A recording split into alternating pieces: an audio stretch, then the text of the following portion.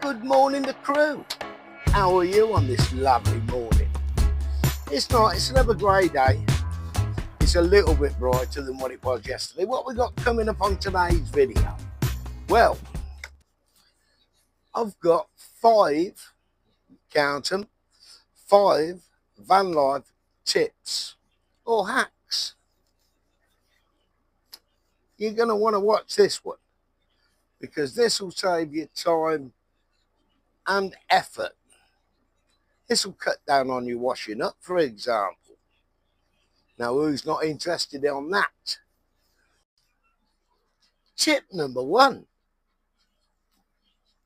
You'll like this. This is old Chipmeister gave me this little idea. And it stands to reason. Tin products. Store them upside down.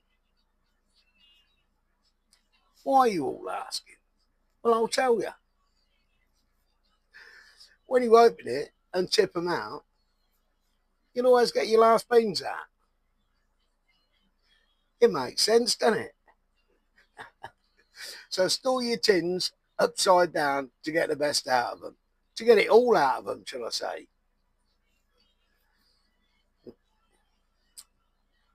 And always, if you're carrying tins, never carry them up above. The weight is an issue. And sometimes when you open the cupboard, things jump out of you in a van.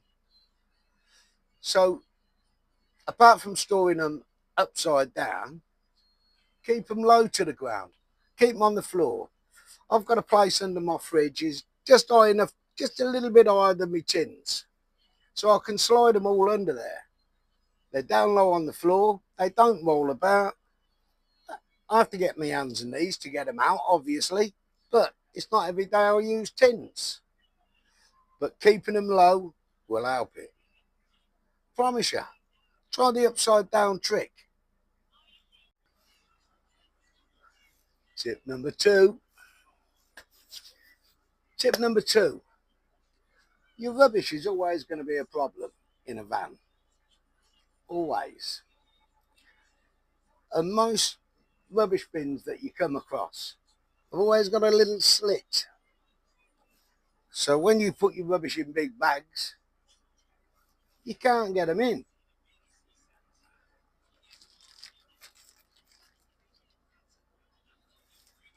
Little black bags, poop bags, ideal for your rubbish. Of course, in a van, you process all your rubbish. It's not like being in an house. I mean, you separate in the house for your degradable and all that rubbish. In a van, you can still do it, but you do it in small bags. So you process your rubbish down small.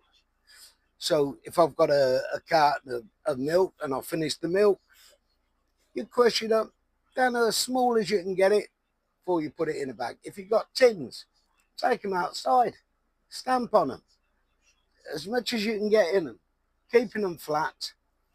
When you've got them in little bags, you can keep them then in a big bag.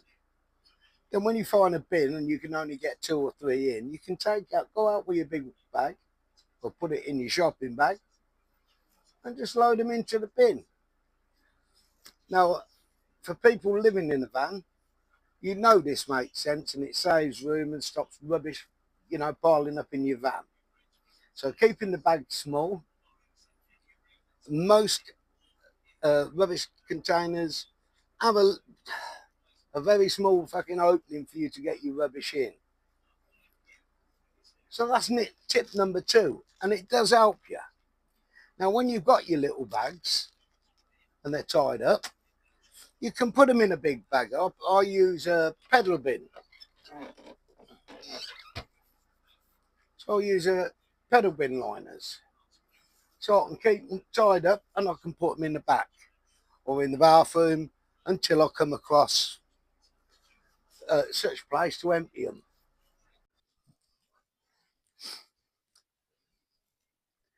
Number 3. Tip number 3. pouring your milk out into your tea, you know, when it all splashes over and it's a right nightmare because you're using these sort of containers. Cup of tea. If this is full and I open this way up and I tip it in, it's going to gurgle, spit, spray all milk all over the place, splash your tea. I've done it before. Simple one round it. It's so simple. Turn it round. Open the top. Tip it this way.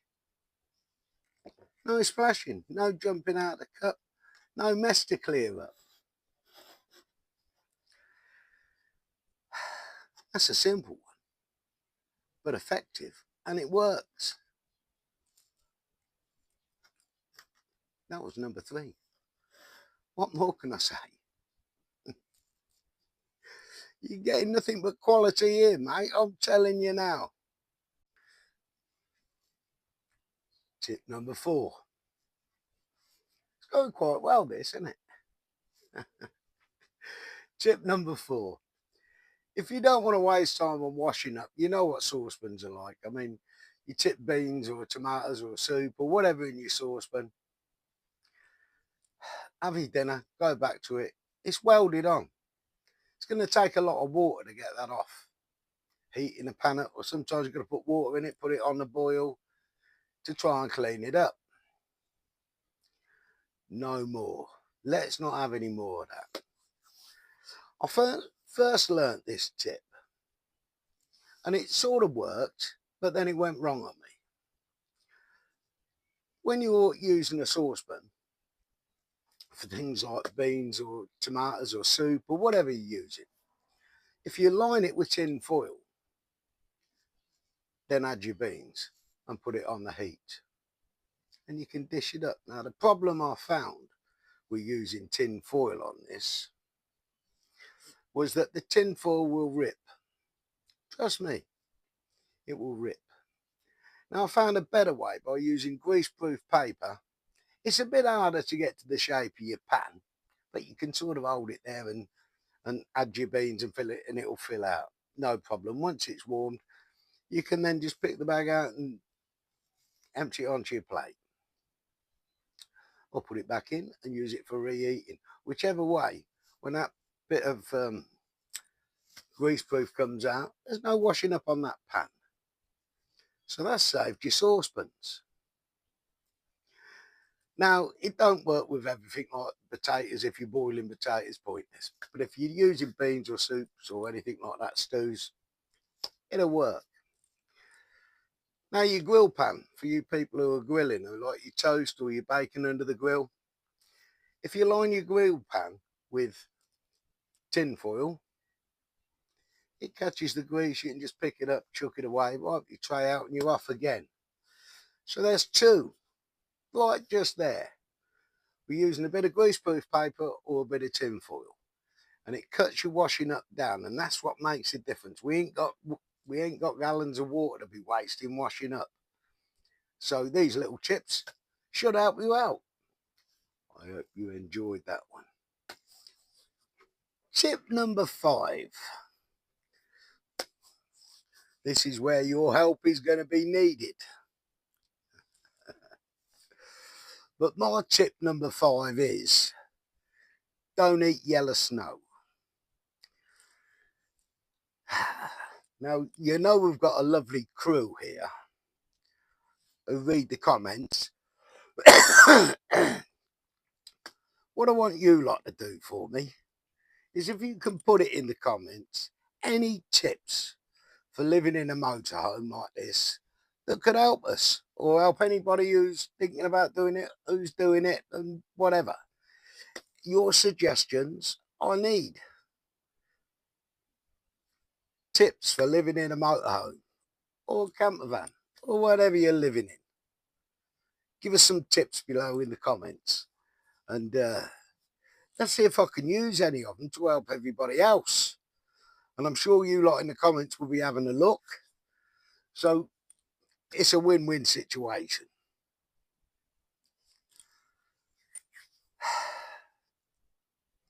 I'll see you very soon. Love you to bits. And do the nice things. At least give us a share and a thumbs up. That would be fantastic. And don't forget them comments. I could do with some comments, people. It's just occurred to me. Why you lot like all these little tips?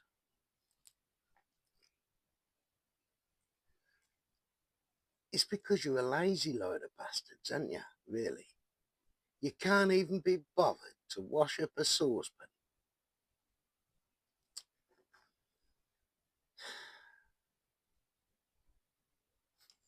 And you, and especially you, because I know you.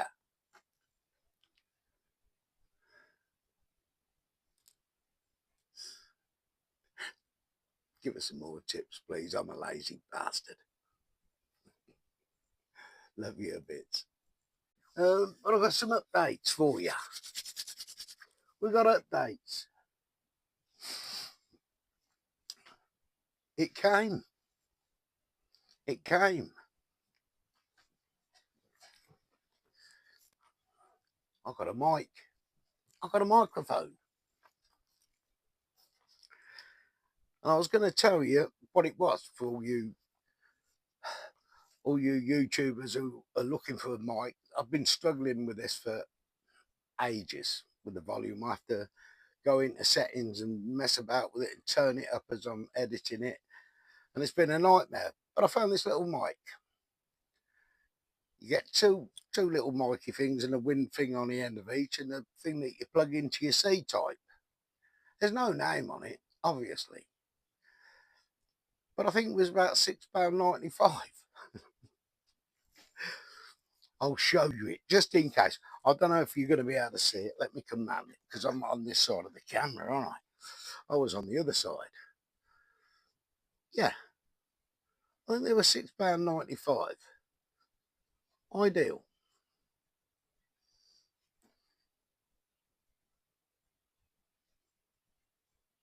And that suits me a treat because it's plug and play.